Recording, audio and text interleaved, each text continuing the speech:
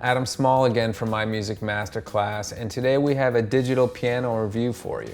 This freestanding 88 key weighted action digital piano was sent to us from Starfavor Music, which is a company that I hadn't been aware of until now. The model of this piano is the SP-20, and as you can see, it's matte black, and it's a 3-pedal configuration on the ground. On the back of this thing over here, you have a USB port in case you want to make this a MIDI controller for your productions on your DAW or DAW, or however you want to say it. It also has a headphone out, a line out. It has 128 note polyphony, and besides piano sounds, you have 238 sounds in total. Also, you have 200 rhythms on this thing that are built in, as well as dual keyboard modes. This digital piano is equipped with Bluetooth, so you know what that means. You can connect to Bluetooth things. The speakers are 30 watts, and they're actually on the side. So there's one over here and one over here. They're not facing the back or facing the front. They're over there. Now, before we get deeper into this thing, let's do the disclaimer. Starfavor Music did send the SP-20 to us in exchange for this video review. But as with all of our reviews, this will be unbiased, and they didn't tell us to say anything specific or coach us in any way. And we're just gonna tell it like it is. All right, so my good friend Jeremy Manacia is coming over today to help me do this review because he's just a great pianist. He's much better at piano than I am. But before he gets here to do this stuff, I just wanted to go over a few things. First, what comes with this piano? What comes in the box? Well, the piano comes in the box, this music stand, which pops off really easily. You obviously have the legs that I just put on there, and the pedal, which I showed you before. You get a USB cable in case you don't have one. Some operational literature here. You got a manual and a cheat sheet for some functions. This is a non-skid pad that you can put on the bottom of your pedal so it doesn't move around if you have like hardwood or some kind of slippery flooring. And lastly, you have this, which is stickers, I guess you can put on the keyboard if you're a beginner and you really need to know that stuff. We will not be putting these on today, but they're in the package if you need them. So if you're looking at the front of this thing, you can see that we have a power button right here. You have the volume right here, and it's a slider. That's max. Next, we have this button here that says tone/rhythm. And what that does is it just switches in between if you want to change your tones or change your rhythm, like your drum machine patterns. Right now, I'll click it and it's set for tones, meaning that these two buttons here will go up and down all the different tones in the bank, and there's a lot of them, right? So the default sound on this thing is a grand piano. And there's a bunch of sounds. We can scroll through some. Here's one that's called bright piano.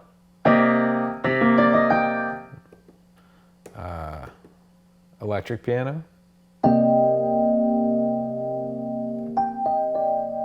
Yeah. And the list goes on and on. You got clavinet, you have glockenspiel, music box, there's guitar, bass, all that stuff. Now, like I said, this button right here also does rhythm, right? So let's change that to rhythms.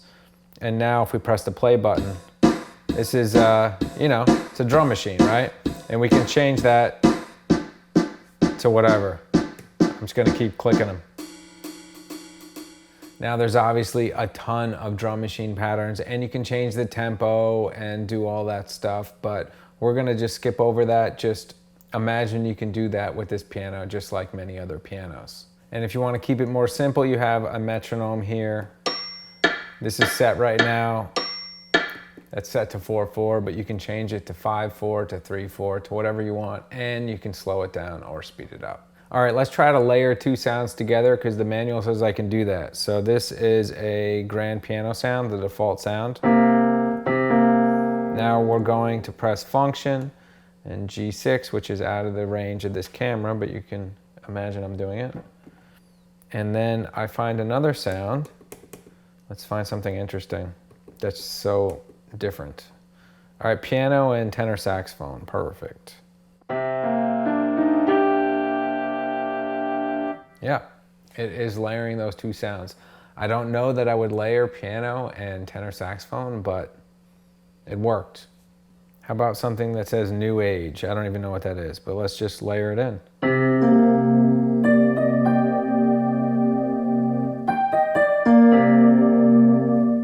Now let's try to split the keyboard, meaning that we're gonna have a different sound on the bottom than on the top. So again, let's start with this piano sound, and then I'm gonna press function, A6, and then I can pick another sound apparently. Let's say that I have harpsichord on the top. Let's see if this works. Well, I guess it's the other way around. So the harpsichord is on the bottom. Cool. So you would just have to do it in the other order if you wanted piano on the bottom and harpsichord on the top. There's lots of different things you can do in here. We're not going to do them all. You could play the drum kit with the keys, like, you know, you've seen that on other keyboards where you can play the drums in. That's a mode. There's a bunch of different modes. You can even adjust the reverb on different sounds. It says that, yeah, maybe we'll do that. We'll adjust the reverb on the piano sound and see if we can just make it completely dry and then add more reverb. So this is the natural sound. Now here's with reverb 3, which is the highest amount. You can hear that, right? Now we'll try reverb 2. Okay, a little bit. Reverb 1. That's it for my intro. I'm gonna hand this over to a much more capable pianist. Jeremy Manacia is gonna play this thing, and you're gonna hear what it sounds like under a real pianist's fingers, and hear his thoughts as well.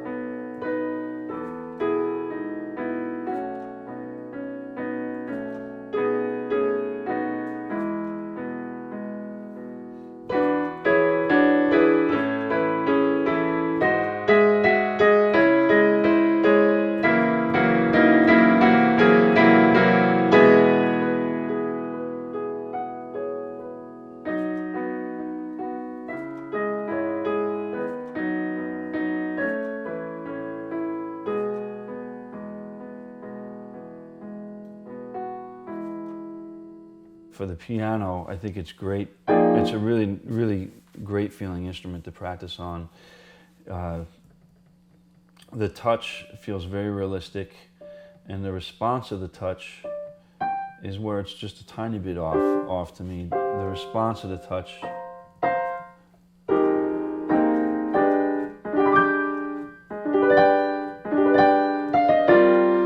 sometimes it feels like I have to give a little too much. I wonder what it would sound like if I was on the hard and turn this down. This might be different. Let's see.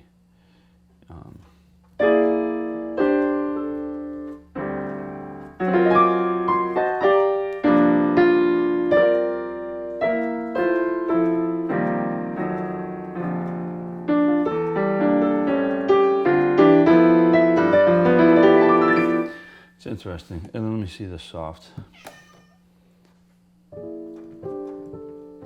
It's too soft. But there, that feels good in terms of playing soft. It's like when it's on soft, it feels nice. It's just not loud enough. And then when it's on normal, that's nice. And you know, I mean, price-wise, I mean, you're basically getting what you get from like a a Yamaha digital piano or a Clavinova, things like that, you're getting that for like a third or a quarter of the price. So it's like, is the Clavinova that much better? I don't know.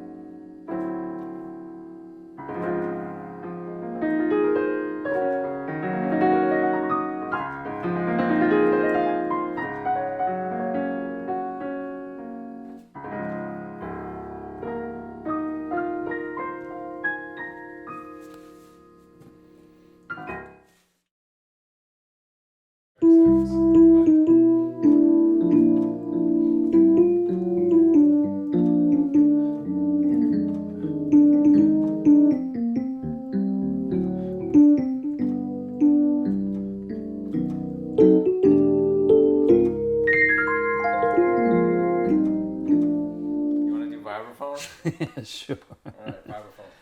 These can be like 10 seconds long.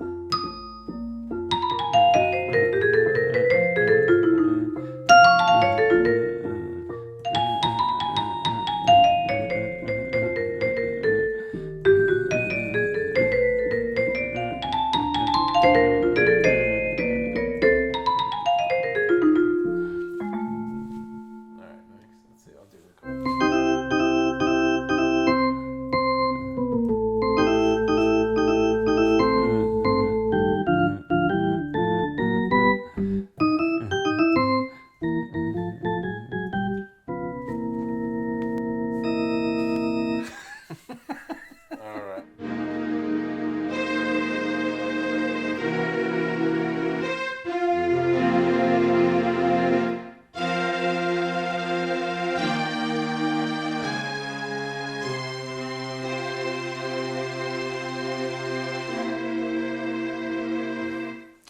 So the things I like about this keyboard, it has a really good feel to it. It feels very much like a piano, and it has that feeling that when you really dig into a note, it doesn't feel like the way a synthesizer does, where there's nowhere to go.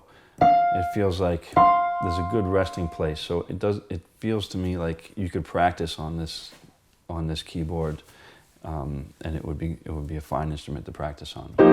Obviously, a piano is always going to be better, but if you had this instrument in your home and you had to practice technical stuff on it, it would be fine. I also like that that you can choose the touch, soft, normal, or hard. There's pros and cons to this on this keyboard. The cons are that it really affects the volume tremendously. But if there's something that you're having a hard time bringing out when you play it in a normal touch, you could put it on a soft touch and just jack up the volume a little bit, and it'll have a little bit more sensitivity then. So I love when keyboards give you that option, so it doesn't have to be a hard, you know, sometimes you get a keyboard and it's just hard, and so every note that you play sounds like it's too loud, or the opposite. And so it's nice that you can choose that on this keyboard. So the grand piano sound was the one that I was mainly using, and that's a really good piano sound, and I think that's the one that you would mainly use. But what I think is really great about this is that there's 237 sounds in the sound bank, so you can really experiment and have some fun playing all these different instruments that are in here. There's a whole seemingly section of like Asian flutes. There's a bunch of different orchestral instruments. There's a lot of electric instruments, electric basses, electric guitars, and keyboards. It has a much bigger sound bank than a normal digital piano. So you know, it gives you a lot more versatility if you want to write on it or if you want to experiment with other sounds. So one thing I like about this is the screw-in legs, and that it can be kind of like a piece of furniture, because I see this as something that I would have at home. You know, I'm primarily a pianist. I do play some keyboards as well, but mostly piano. So I would probably not want to bring this to perform on.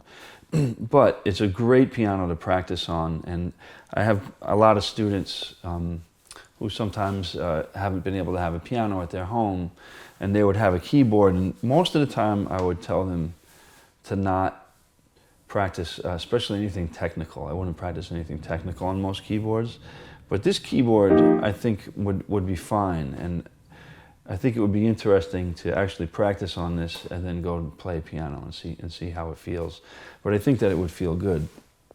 The only thing that's a little bit of an issue is that when you're trying to play something delicate and soft, or when you're trying to play something very fast, sometimes a note is not going to come out. The response to your touch, even though it feels really good, there's this little kind of like gray area that you can always get from a piano that's very hard to duplicate on an electric instrument.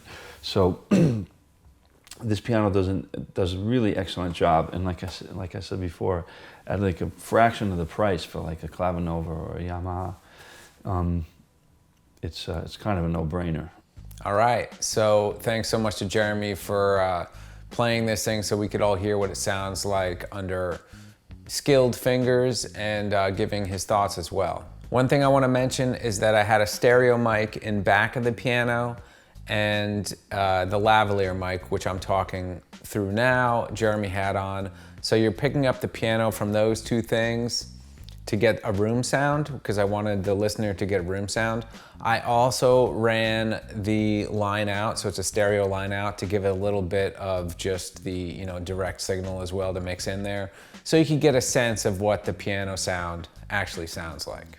As for the piano sound, it sounds pretty good. I mean, especially for the price, right? If you buy a $2,000 or a $2,500 digital piano, will the grand piano be sampled better or the sound engine be more advanced? Yeah, probably so.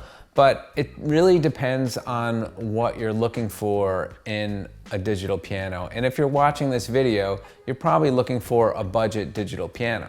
Now, of course, if you have this thing in a studio, like I have this digital upright behind me, you could run a USB cable right to your software and trigger any piano sample library that you have, which is probably, you know, some amazing sampled grand piano, and do whatever you want. But the sounds that are included with this, especially the piano sound, are totally adequate in my ears and my mind to practice on. And of course, as Jeremy laid it out, it's really all about the feel, and he would know. I mean, he has a ton of students. He teaches at Manhattan School of Music. I mean, he's a great piano teacher. And basically, if it feels good enough to practice technical things, like he said, then it's an effective tool for practicing in your home.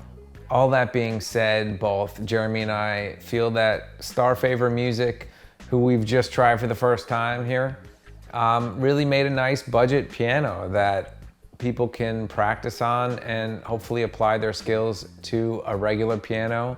And I hope you got a lot out of this video. Please subscribe to our channel because we need more subscribers, so subscribe. Like the video if you liked it, add a comment or a question, and we'll see you on the next one.